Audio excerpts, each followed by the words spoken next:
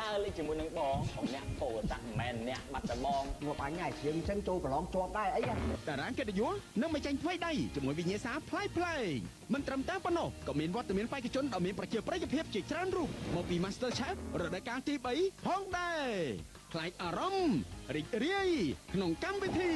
Mr. Chef ខ្មែរផ្សាយជូនទស្សនារៀងរាល់ថ្ងៃប្រហោះចាប់ពីម៉ោង 8 យប់តទៅនៅ CTN តែមួយកូនឧបត្ថម្ភធំដោយលានម៉ូតូ Scoopy 2025ចំនួន5គ្រឿងនិងរង្វាន់ទឹកប្រាក់យ៉ាងច្រើនសរុប355លានរៀល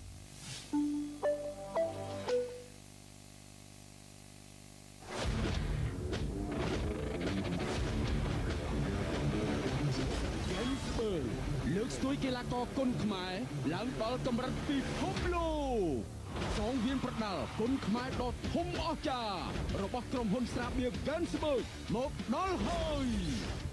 Gensburg គុនខ្មែរសមរភូមិគុនខ្មែរដ៏ក្តៅគគុករវាងអ្នកប្រដាល់កម្ពុជានិងអ្នកប្រដាល់គ្រប់ជាតិសាសន៍មកពីគ្រប់ទិសទីនឹងធ្វើឲ្យលោកអ្នករំភើបញឹកញាប់ទៅតាមចង្វាក់នៃការតតាំងស្នៀតប្រយុទ្ធរបស់ពួកគេសូមចូលរួមទស្សនាឲ្យបានច្រើនតកនៅស្ទូឌីយោម៉ាស៊ីនត្រជាក់ Hemwood ស្ថានីយទូរទស្សន៍ CTN ឬសីកៅផ្សាយផ្ទាល់រៀងរាល់ថ្ងៃសៅរ៍ចាប់ពីម៉ោង 8 យប់តទៅតាមកញ្ចក់ទូរទស្សន៍ CTN ព្រមទាំង Facebook Page CTN TV Beer Gensburg CNC Sport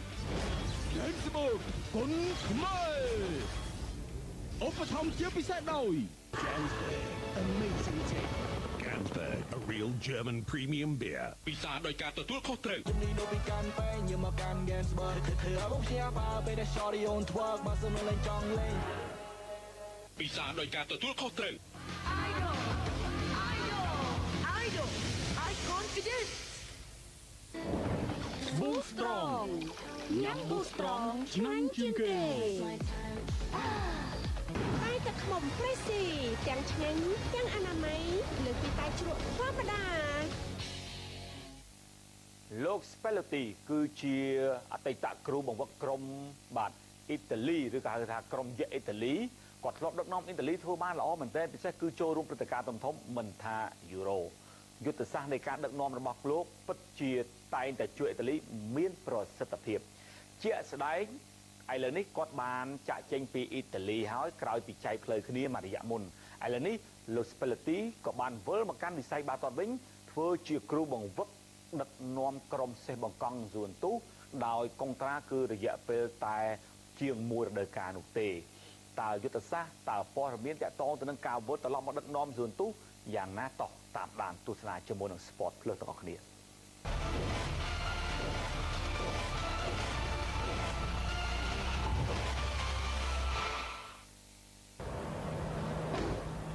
លោក Luciano Spalletti ត្រូវបានតែងតាំងជាគ្រូបង្វឹកថ្មីរបស់ក្រុមសេះបង្កង់ Juventus Luciano Spalletti ត្រូវបានតែងតាំងជាគ្រូបង្វឹកថ្មីរបស់ក្រុម Juventus ដែលមានកុងត្រារហូតដល់ខែមិថុនាឆ្នាំ2026អតីតអ្នកចាត់ការក្រុមជម្រើសជាតិអ៊ីតាលីវ័យ65ឆ្នាំរូបនេះបានវិលត្រឡប់មកដឹកនាំក្លឹបអាជីពវិញបន្ទាប់ពីបានធ្វើជាគ្រូបង្វឹកក្រុមជម្រើសជាតិអ៊ីតាលីនិងដឹកនាំក្រុមជម្រើសជាតិមួយនេះចូលរួមនៅក្នុងព្រឹត្តិការណ៍ UEFA Euro ឆ្នាំ2024កន្លងទៅហើយក៏បានចែកផ្លូវគ្នានៅខែមិថុនាឆ្នាំ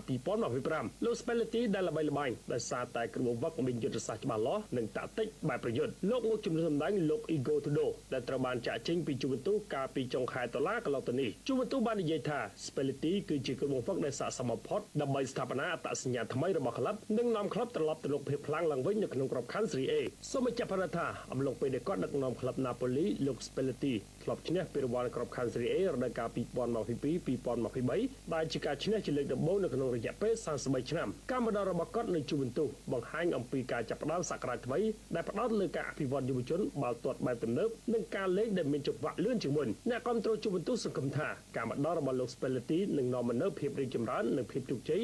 ដែលក្លឹបបានរងចាំអស់រយៈពេលជាយូរវ័យ65ឆ្នាំគឺជាវ័យមួយដែលពោពេញទៅដោយយុទ្ធសាស្ត្របទពិសោធន៍នៃការដឹកនាំក្រុមបាល់ទាត់អ៊ីតាលីទោះបីជាយ៉ាងណាក៏ដោយគេហៅថាឈាមរបស់អ៊ីតាលីគឺលេងការពារជាជាងលេងចង្វាក់លឿនបាទនេះគឺជាយុទ្ធសាស្ត្រក៏ដូចជាទំនៀមទម្លាប់របស់អ៊ីតាលីផងដែរបាទនិយាយអំពីអ៊ីតាលីថាតើអ្នកណាមិនល្បីរឿងក្រុមខ្សែការពារដ៏រឹងមាំហើយក្រុមអ៊ីតាលីជាក់ស្ដែងមិនថាក្រុមជម្រើសជាតិឬក៏ក្រុមលេងនៅក្នុងលីកទេ គឺព្យាយាមលេងមួយតាមរយៈការទប់ការវិបកដោយមានយុទ្ធសាស្ត្រល្អមែនទែនហើយស៊ូវ៉ាន់ទូសនៅពេលដែលគាត់បានតែងតាំងលោកស្ប៉ាឡេទីខ្លាចជាគ្រូបង្វឹកនោះខ្ញុំជឿថាស៊ូវ៉ាន់ទូសក៏រឹតតែបញ្ចេញឥទ្ធិពលរបស់ខ្លួននៅក្នុងវិស័យបាល់ទាត់នៅក្នុងប្រទេសអ៊ីតាលីជាបន្តទៀតក៏ដូចជាប្រជែងនៅពានរង្វាន់ UEFA Champions League អរគុណច្រើនលោកលោកស្រីនិងអ្នកកញ្ញាជាទីគោរពនិងជាទីមេត្រីខ្លីខ្លឹមច្បាស់លាស់កុំភ្លេចតាមដានទស្សនាជាមួយនឹង Sport Plus ទាំងអស់គ្នា